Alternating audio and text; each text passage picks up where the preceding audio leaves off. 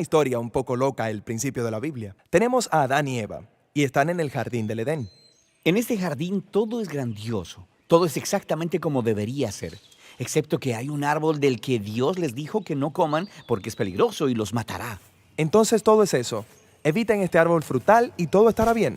Así es, parece muy sencillo, pero en este jardín hay una serpiente. Esta les empieza a contar una historia diferente. Les dice que si comes de este árbol no te matará. De hecho, hará que seas como Dios. Adán y Eva le creen a la serpiente y comen del fruto. Debido a esto, la bondad del jardín se pierde trágicamente. La maldad y la muerte entran al mundo bueno de Dios. ¿Por qué hay una serpiente que habla en el jardín? Esto es un problema. Sí, es muy extraño. Lo más extraño es el hecho de que la Biblia no dice por qué o cómo esa cosa llegó ahí. Solo presenta a la serpiente como una criatura que está en rebelión contra Dios y quiere que otras personas duden de la bondad de Dios y guiarlos en un camino hacia la muerte. Lo que sea esta serpiente es la fuente de la maldad que permea nuestro mundo y nuestras vidas, aún hasta hoy. Pero hay alguna esperanza, porque justo aquí en esta historia, Dios hace esta interesante promesa a Adán y Eva. Alguien vendrá en el futuro, un hijo de Eva. Este vendrá y aplastará la cabeza de la serpiente y destruirá la maldad desde su fuente. Sin embargo, durante esta batalla la serpiente lo morderá en el talón. Es como una destrucción mutua. Sí, es una promesa extraña pero hermosa. Y se nos deja ahí hasta el próximo momento clave de esta narración, cuando Dios selecciona a este hombre llamado Abraham. Él le dice que a través de su familia, la bondad y la bendición serán restauradas en todas las naciones de la tierra. Siguiendo a esta familia, llegamos a uno de los bisnietos de Abraham, un hombre llamado Judá. Él recibe la promesa de que un rey vendrá de su descendencia y que todo el mundo seguirá a este rey.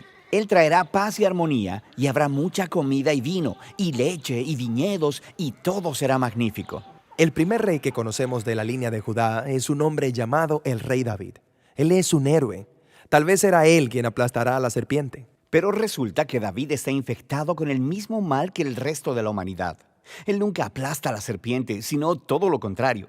Sin embargo, Dios le hace una promesa a David, que este rey eventualmente vendrá de su descendencia. Pero mientras la historia sigue, una por una, cada generación de sus hijos son unos cabeza dura.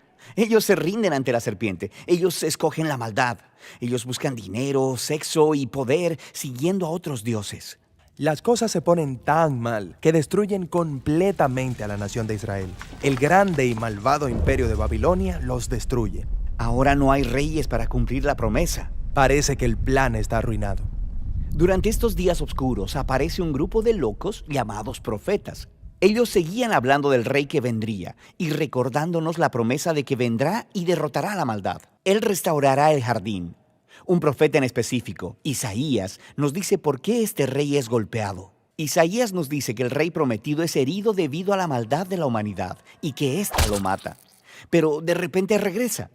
Isaías dice que debido a que él sufrió estas heridas, él puede convertirse en una fuente de sanidad para otras personas.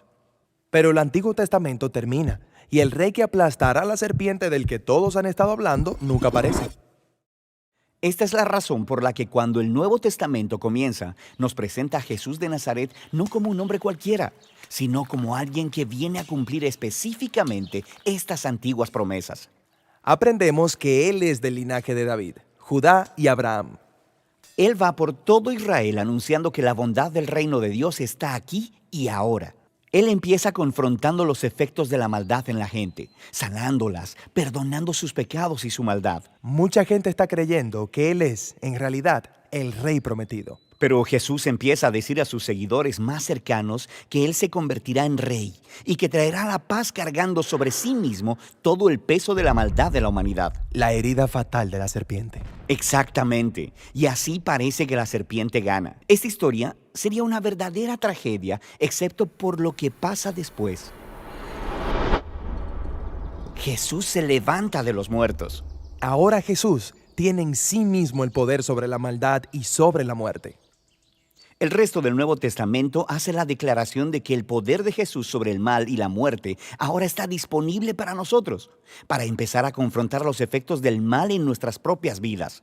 Pero todavía la muerte y el mal son problemas reales en el mundo alrededor nuestro. La historia de la Biblia termina describiendo este día futuro, cuando Jesús regresa y completa la tarea. Destruye a la serpiente de una vez y para siempre y restaura la bondad del huerto aquí en la tierra. Si alguna vez has escuchado la frase el Espíritu Santo y quieres saber lo que significa, ¿por dónde tú empiezas? Tienes que empezar en la primera página de la Biblia, donde se presenta al mundo antes de Dios darle forma como un lugar oscuro y caótico. El Espíritu de Dios está ahí, sobre todo el caos, moviéndose, listo para traer vida, orden y belleza.